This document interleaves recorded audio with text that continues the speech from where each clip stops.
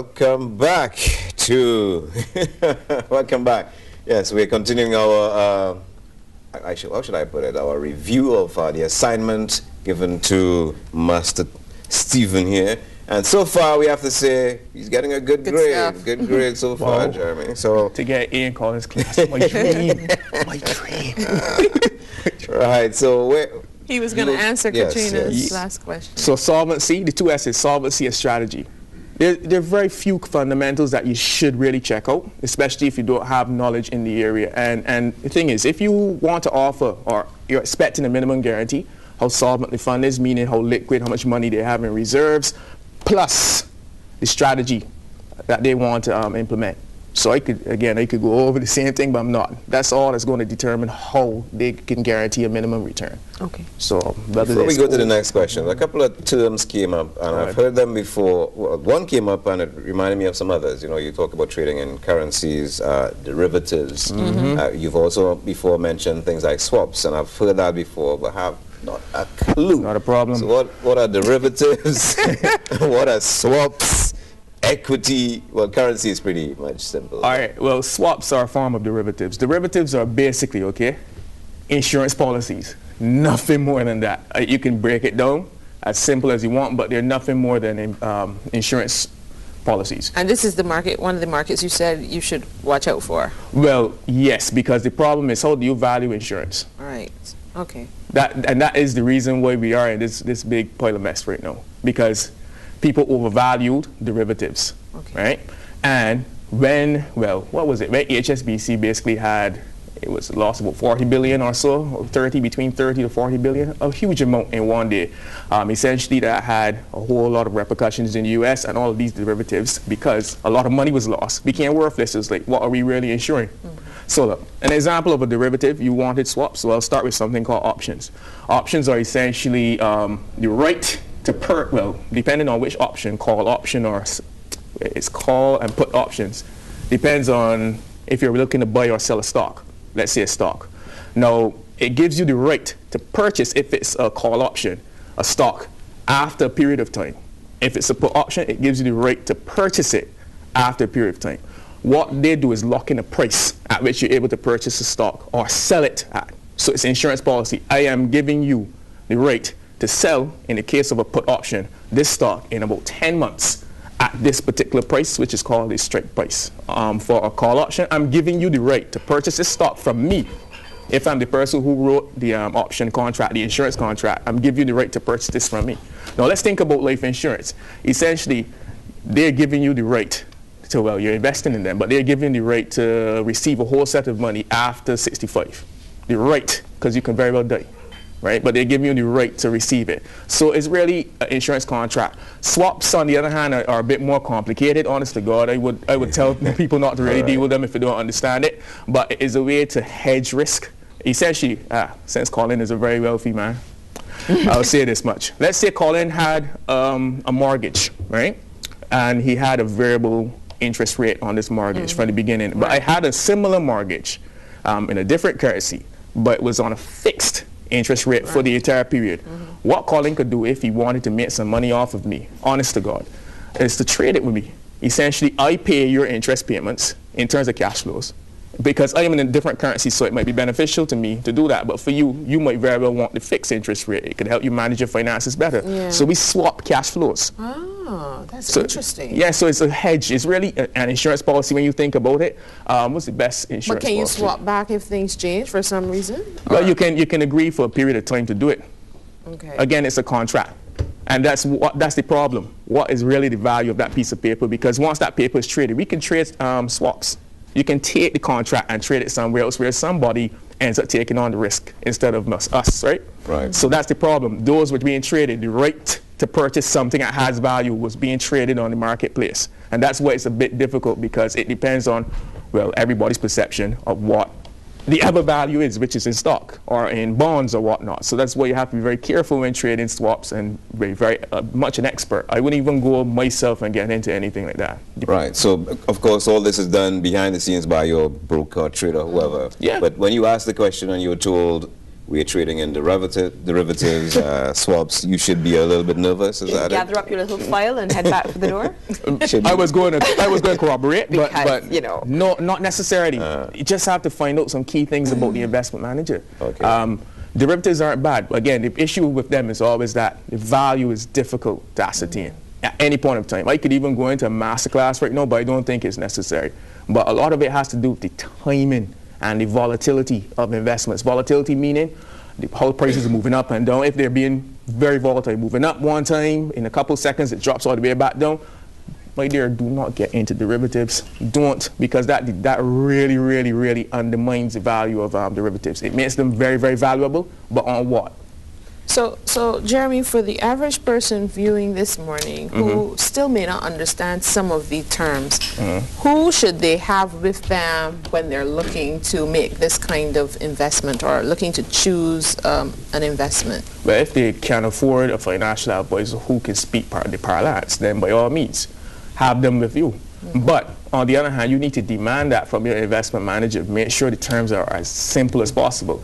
As far as, this is my personal belief, I think investment managers should have an educational function. They do go into the community, they do seminars and whatnot before the investment becomes public. So who is really an ideal candidate for investment? Because you know there are a lot of people with that kind of average kind of salary. You know, they may want to, but does it make sense? What kind of, is it mutual fund or Oh, you mean the products? yes. Okay. And what amount of money gives you that kind of leg room, elbow room to invest? Well, because that's I know. Let me put it this way, okay? Let me put it this way.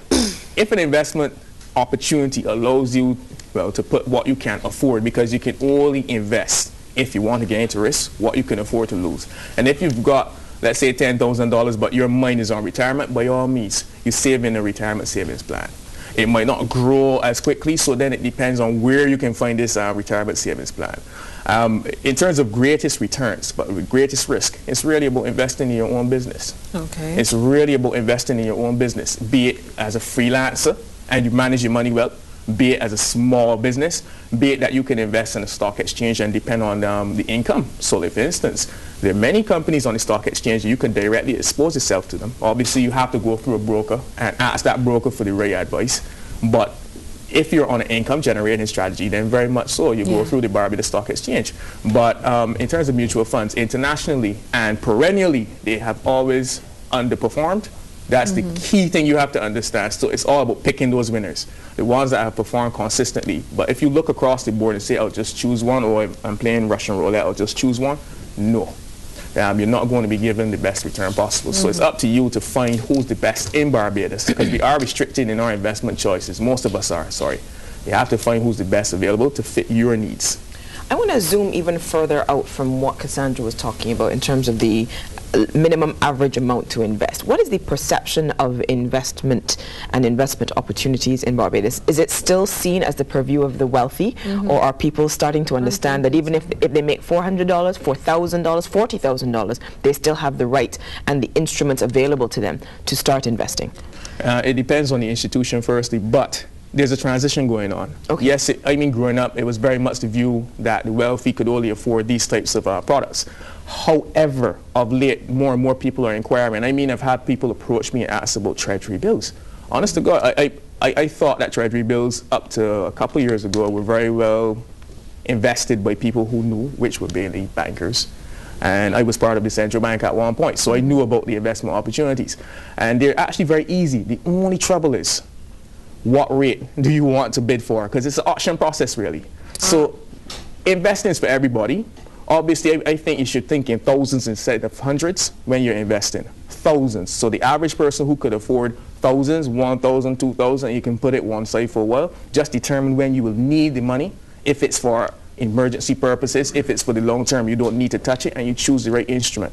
But many instruments aren't that difficult to get into right now, but there are some that are still the purview of the wealthy. I must be honest there. Yeah.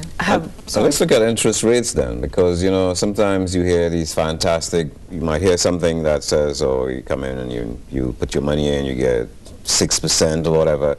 You start asking some questions and you find out that it's 0.0 something of a percent over a period of time, and then it's kind of confusing too.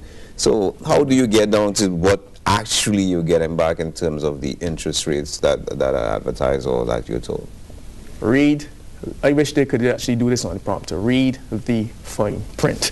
A lot of your interest rates are taken away. Well, your net interest is the determinant of the cost. Some people don't want to touch the principal, but will very well charge on the interest. Let's think about it this way. Let's think about return as opposed to interest. There's some funds internationally, I'm not too sure about here, that wouldn't, as I said, touch the principal, but very well make their money, basically. The investment managers make their money on how much they're able to return to you. So in fact, when they say, well, the fund could generate, what was a good one? And this is not even conjecture, 10% over the life of the fund. And the life of the fund was, what, 10 years, I think? Right, 10 years. But yet, when you read the fine print, the investment manager gets a 30% fee per annum on your return. And then if he beats that 10% in any particular year, he gets 50%. So in fact, that 10% averaged over time is never really 10. Okay. It could be, 30% and 10, so 3% they're getting, so 7% you're getting, which is similar to saving in a bank in some years.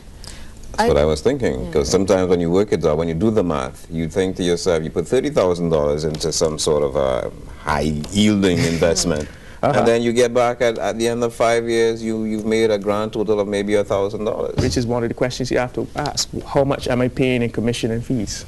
I have another question, Right. completely different, but it is described as an investment. Please. And this is for, again, the person out there who may be connected to whatever's, you know.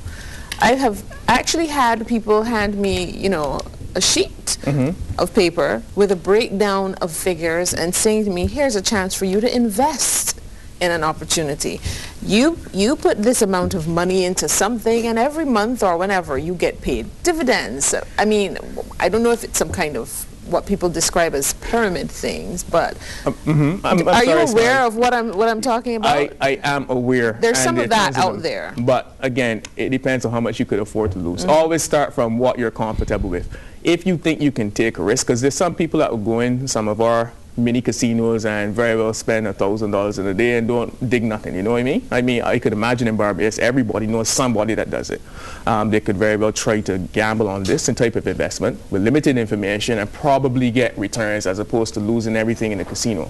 And one of the questions I would ask, right, and I'm going to reference here, are you registered with any country-approved regulators, particularly, because if somebody's selling you an investment and they're going to manage your money, by law, they're supposed to be approved by the financial institutions, all right, by the financial regulator. That's why most people are probably skeptical. Exactly, but the thing is, you ask the question up front, show me your proof. If you're taking money, advice is a different story, and in Barbados, we're still pretty unregulated with that regard, okay? But if they're taking the money from you, physically taking the check from you, and they're going to manage your funds in some way, then they have to be regulated, have to be. There's no doubt that they should be. All right. I don't know if we got in all the questions you said asked, Jeremy, but we're I gave kind of the running out of references. time. So Repeat those references again. All right, guys, you need to write this down very, very quickly because these are short notes, right? What you call a short code. So the first one would be basically, well, the normal HTTP, :// right? 1.usa.gov/B, capital T, common R, capital VP. That lands you on the SEC, the Securities Exchange Commission's website, where you have those questions that you should ask. A, your broker, B, the investment manager, and C, just standard questions across the board. And for any investment. And the second one, which would have come up on TV a bit earlier, that would be the same HTTP,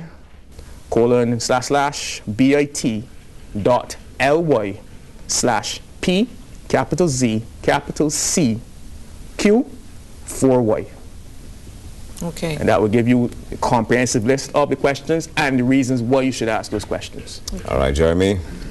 Passing grade. passing, nah, they always try to go for A+. Well, that's what we mean. We're not giving A's or anything. I'm frustrated. We're just giving. Not even better next week. All right. So, Jeremy Stevens with The Price of Everything. Thank you very much. We gave you some questions this morning that you can take with you when you go looking to invest. Hopefully you got them all. We'll be back with more on Morning Barbados.